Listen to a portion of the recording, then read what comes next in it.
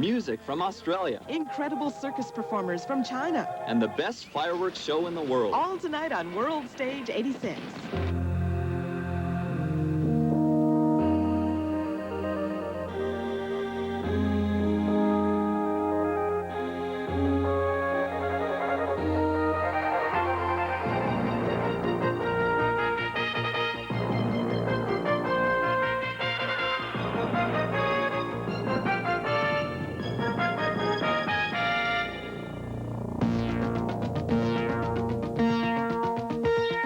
Day 53 at Expo. The turnstiles continue to click steadily as people pour onto the site. Morning is the busiest time of day, so if you don't like big crowds, it might be a good idea to make your visit a little later in the day.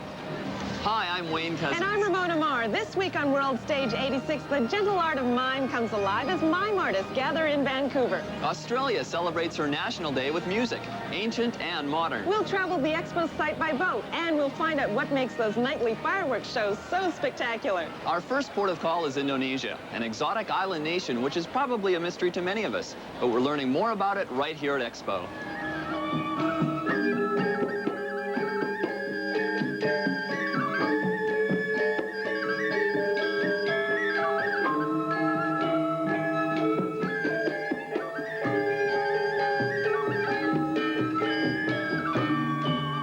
Of a Balinese dancer, easing through familiar steps and telling us myths and stories from a land far away. While the trip is miles from Indonesia's fabled tourist destination, where the dance originates, the sincerity and beauty Expo visitors absorb is genuine.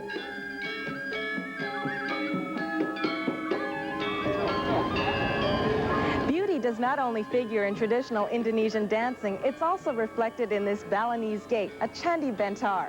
After Expo, it will be given to the city of Vancouver, but right now it serves as a warm welcome to Indonesia's pavilion.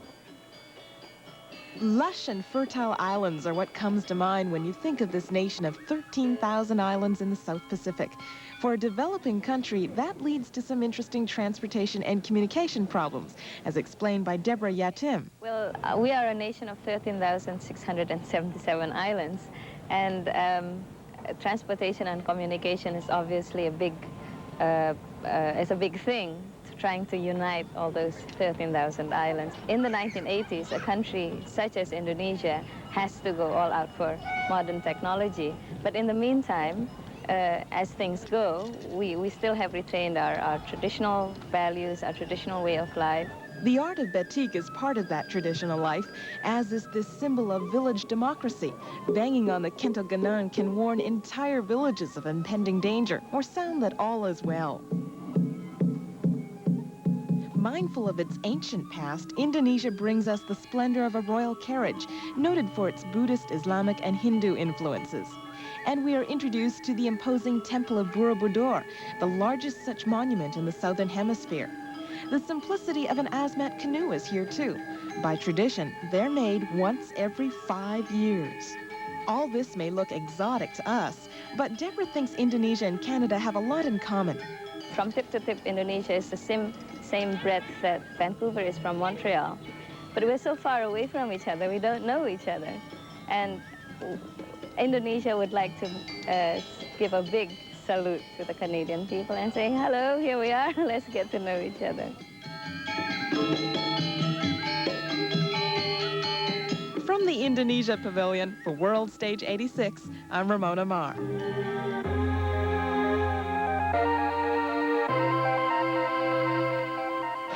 There's been a big gathering of mime artists this past week in Vancouver. It's called Bojest 86, and it involved 80 performances by over 150 different performers. We sent Bill Dobson to look behind the white faces and raw emotions. During the days of Ed Sullivan, North Americans got the impression that mime was little more than a man with a white face dealing with invisible walls and walking against the wind and doing that sort of thing. But during the past few weeks at Expo 86, we've learned that it's much more than that.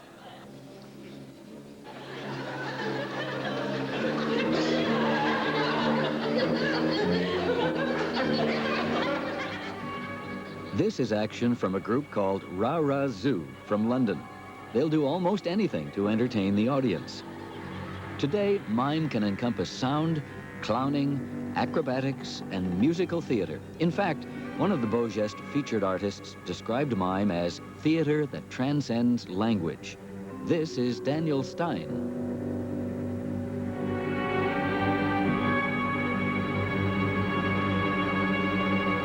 While these artists were in Vancouver, many took the time to conduct seminars at the University of BC. Daniel's wife, Paul, spelled P-A-U-L-E, Stein, taught the art of mask making, from putty to completed mask. Actually, I was walking along the street one day, and there was another guy attending the Beau Geste festival, and he looks just like this, except a little bit less cheek. So you just caricatured him? Yeah, just came straight from him. At the end of the week-long seminar, each student came away with a stylized mask to fit his or her own face and personality. Nearby, husband Daniel Stein was teaching corporeal mime. What's that? Well, it's a mixture of ballet and coordinated theater. Let's take those. So 1, 2, 3. We're still not getting it. Stop. Boom, boom, boom, boom. And 1, 2, 3. 1, 2, 3. Fred Yockers, a great name for a clown, was teaching the art of clown. He would dive into the arms of 10 class members, explaining that each would only catch a fraction of his weight. 1, 2, 3. Then somebody said, "Who's next?" A voice said, "Bill." So there I was. But Fred changed the rules. You're going to leap on 2, and their hands are going to come up on 3. This is it. Okay. 3. 1, 2, 3. A clown's blind trust or what? Well, where does all this lead? The Changyang acrobatic troupe of China was part of Beau Geste 86. They're students from 14 to 18 years old. But to me, they appeared to be seasoned professionals. It's all mime. Any lucky enough to see any of Beau Geste 86 saw some of the world's finest mime. These Chinese youngsters did a dress performance, especially for us.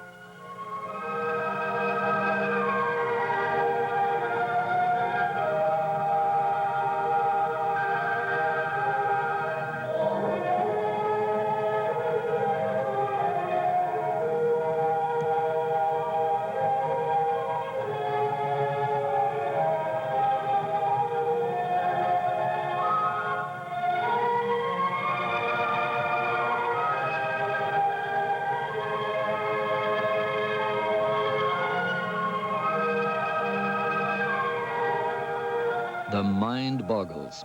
Beau Geste 86 brought wonder to Vancouver and Expo.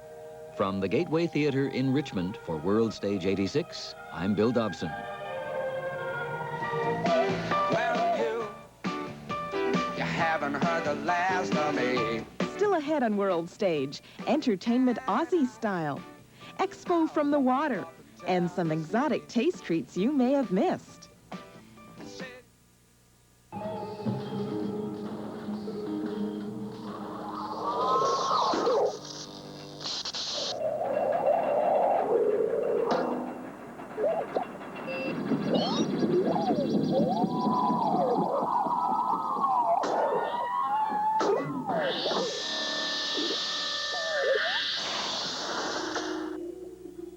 I am Astar, a robot. I can put my arm back on. You can't. So play safe. When you bank with us, you're banking on British Columbia. In this province... What's the...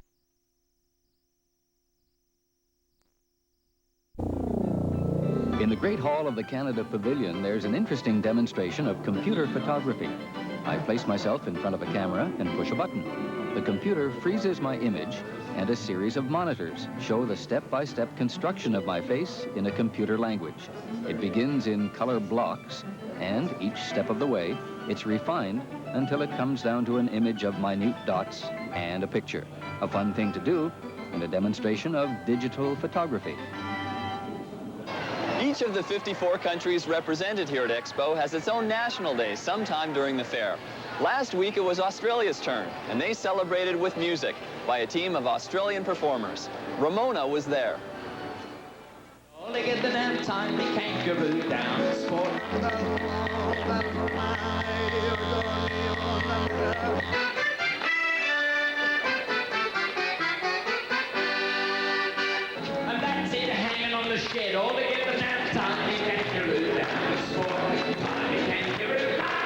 Australia Day at Expo, showing us more than just the jovial face of Rolf Harris, quiet Aboriginal dances, frantic comedy, or traditions from the Torres Strait Islands. Almost everyone would agree that Aboriginal dancers and Rolf Harris are real family entertainers. But what about those who crave a little bit of Broadway glitz and pizzazz? Well, the Aussies have got that angle covered too, thanks to this man, Peter Allen. You may be normal when you walk in, but we'll twist you a little during the evening. Larry, get it wild a bit, because I bought the band, and I got the girls here. The girls are fabulous. I'll be nice, though, up to a point.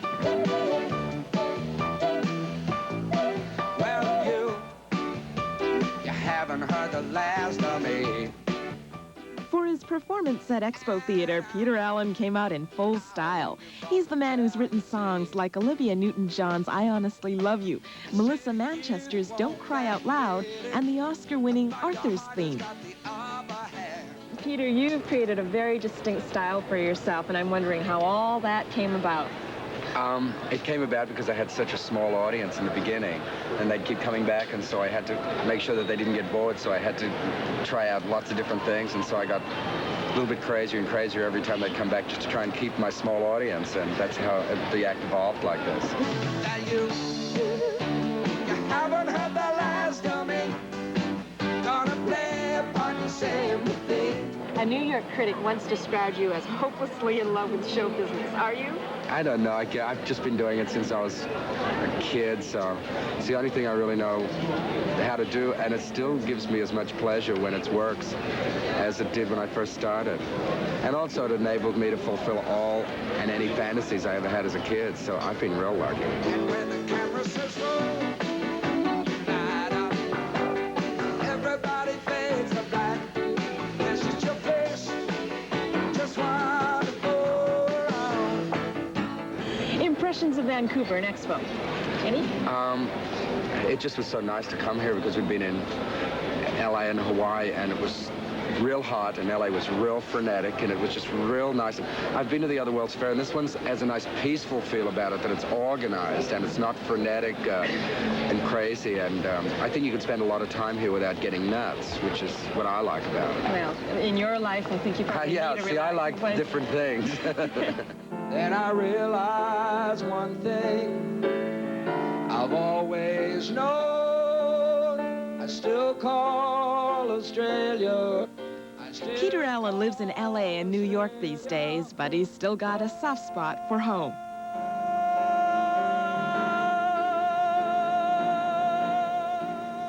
From Australia Day for World Stage 86, I'm Ramona Marr.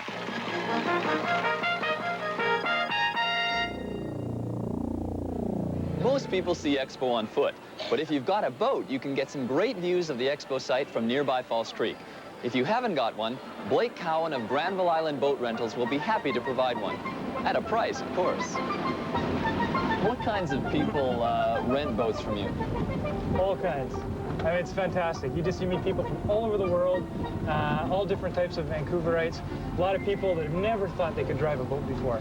And they come down and you explain it. We have a video that runs them through the process, and they go, I mean, this is really neat. And then they start coming back again and again. I mean, they look at us as providing their boat and providing the education at the same time. So as long as they're capable of driving a car, let's say, with a little bit of briefing, they're capable of driving a boat. What kind of special tours or excursions do you have for people visiting Vancouver this summer? Well, we have an Expo special where people can come in and the boat is set just for cruising at 5 miles an hour down the creek. There's a map in the boat that has all the pavilions marked. And it's a beautiful, about an hour's cruise down the creek and all the way back. We do a special at night, a fireworks special, where you can get the boat at 8 o'clock and take it from 8 till 11, and the last hour is free. You only pay for 2 hours. Take the boat out, English Bay and that type of thing, a sunset, and then come back down the creek and see the fireworks from the water. And it's the best seat in the house, for sure. So this is the kind of boat that you have for rent? It's a 17-foot boat. It's very easy to operate. It's basically steering like you would steer a car. And how much does it cost? It starts at $20 an hour, and if you want to take a boat for a day, it goes up to, you can spend $150. for a day, which may sound like a lot at first, but when you consider to buy a boat like this would be roughly $15,000, and then your cost of moorage and the inconvenience of where you may have to moor it. We're right on Granville Island, right in front of Bridges Restaurant, so it's very easy to get to us. And we maintain the boats, we take care of all the headaches. You just come down and have fun. Come on aboard! How you doing?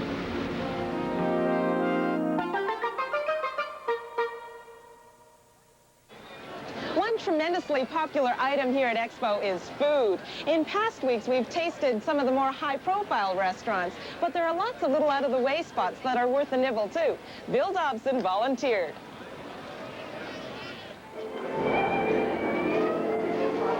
The Budapest restaurant in the Hungarian Pavilion. What food do you think of when you hear Hungarian? Goulash, or as they say, gulyás. And they have it here. They also have an atmosphere that is truly Hungarian and an assortment of other foods that seem to please the patrons. Some of Hungarian descent and others just trying out the food. Very good. The food's excellent. Paprikash chicken with the dumplings, excellent. In the corner of the Peru Pavilion is the restaurant that features food and beverages from that country. The atmosphere here is friendly and bright. We tried some Peruvian shish kebab and found that it's not called shish kebab, it's called anticucho, and it's tasty. So are the other national dishes on the Peruvian menu. Among the patrons this day, I found two young ladies from Lima. It's really good. It's nice to have, you know, homemade meal sort of. So this is normal food to you? Yes, everyday food, more or less. Are they doing it well here? Yes, this is our second time. And there's 3 orders in 1 plate. The restaurant Sarajevo Olympics in the Yugoslavian Pavilion is also a bright, bustling place. They serve such dishes as kemak, sopska slata, that's tomatoes, green peppers, cucumbers, and goat's cheese, cepovici, a delicacy prepared with ground meat, marinated and cooked on a grill, and another shish kebab type of dish that a lot of people seem to order. It smells good, too. It's a mixed grill which incorporates 4 of the national dishes, I believe. There's, what is it, hamburger? Yeah, and the hamburger was delicious. There's a kebab, there's calf's liver, and there's a pork chop. And a sausage as well. And a raw onion salad, which is very good. How did you like it? Very good, excellent thing, yeah. The restaurant Bucharesti from Romania has a flavor all its own. The music, the food, and the service are of fine quality. The restaurant is designed to look like an old world country inn. I'm not very good at Romanian pronunciation, but I do know they have a borscht with tripe, sour cream, lemon, and garlic. But if you're not up to that, how about a cold meat plate for lunch? Try it. You'll like it. We heard good publicity down in Seattle from people that have been here. Do you like the food you've had so far today? Oh, we certainly do. It's been wonderful. Look in and tuck in at some of these international restaurants. From Restaurant Bucharesti for World Stage 86, I'm Bill Dobson. Still to come on World Stage, the International Nights of Fire. How they make it so spectacular. Do adults eat Kellogg's Rice Krispies just for the fun of it? Oh. No way. Snap,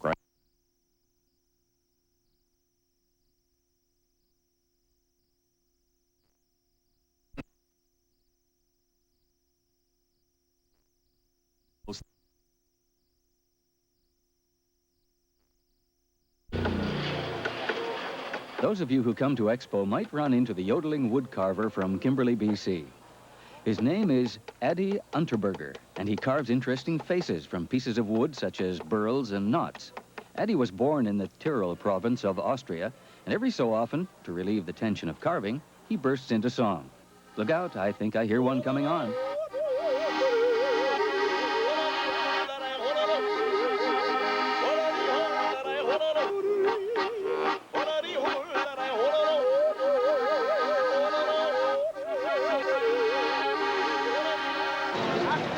In Vancouver, 10 international companies competed for the chance to stage a nightly fireworks display at Expo. One of the winners was a 247-year-old French-based company called Ruggiero. When you're that old, you probably know what you're doing, and they're proving it every night. Judy Piercy went to watch.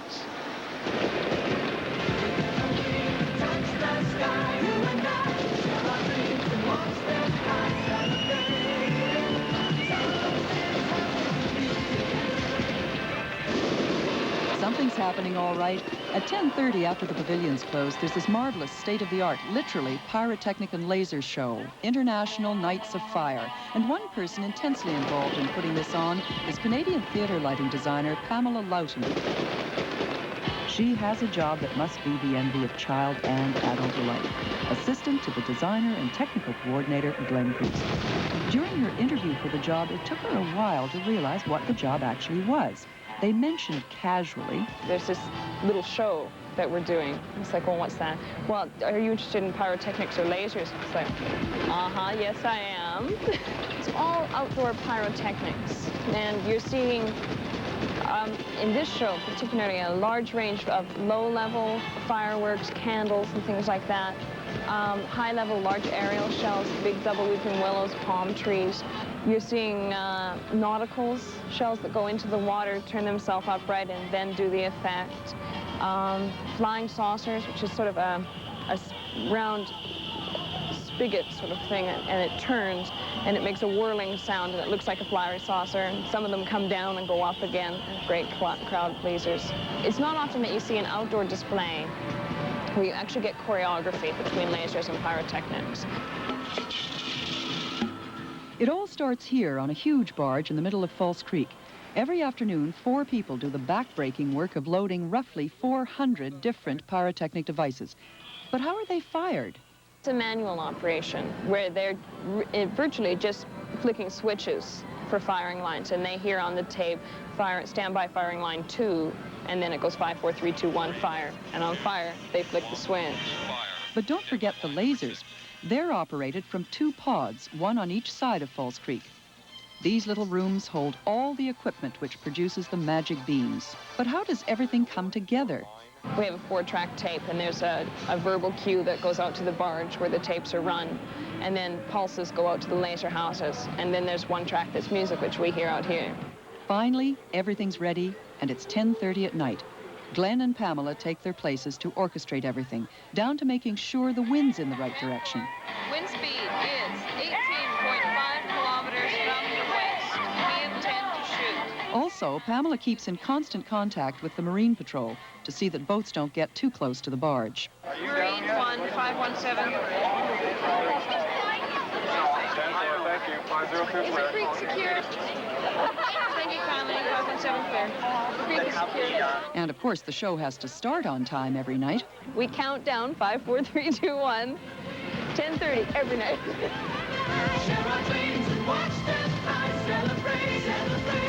I get the distinct impression that, like so many people working behind the scenes at Expo, Pamela is enthusiastic about her job and this end of the day and the spectacular. So are the crowds. For World Stage 86, I'm Judy Pearson.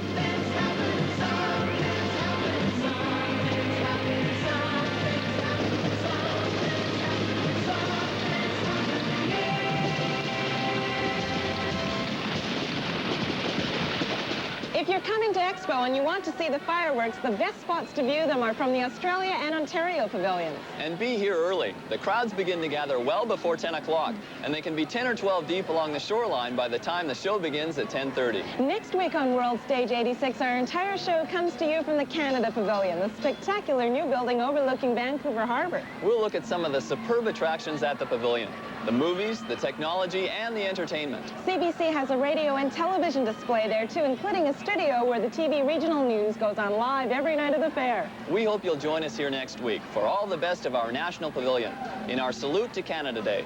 For World Stage 86, I'm Wayne Cousins. I'm Ramona Marr, but who is he? I thought he came with you. See you at Expo. See you in course.